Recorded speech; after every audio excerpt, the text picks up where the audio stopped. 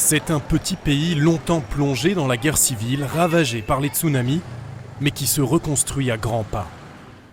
Tapie au cœur de la forêt sri-lankaise, cette gigantesque ville-là est en réalité une usine de sous-vêtements.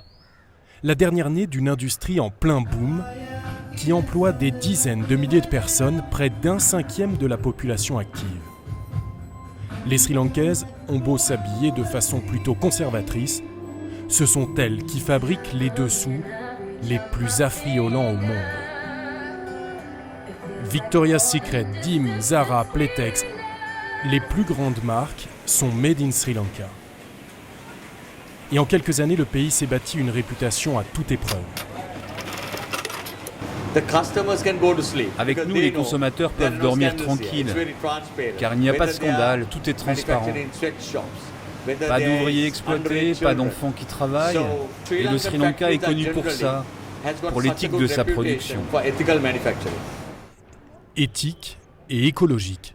Cette usine fonctionne à l'énergie solaire, recycle l'eau de pluie et maximise la lumière naturelle pour assembler des sous-vêtements 100% verts. Mais ici, toutes les couleurs ont leur place et leur sens. Les employés ont des bandeaux de couleurs différentes. Violet pour les débutantes, vert pour les confirmées et orange pour celles qui sont enceintes.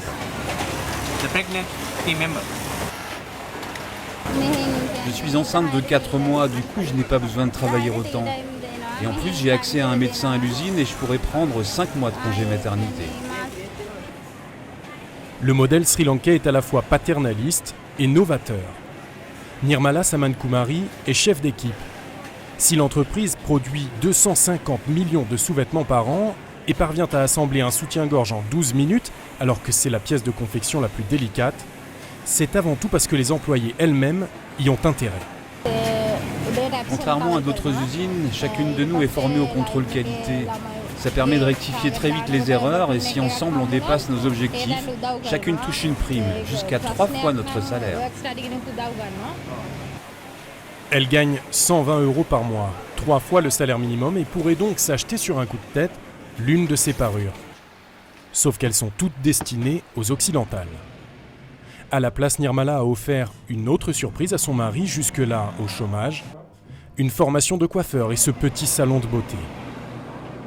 Avec 1 milliard d'euros par an, la lingerie n'est pas seulement le fer de lance du textile, principale exportation du Sri Lanka, c'est surtout le moteur du développement de tout un pays.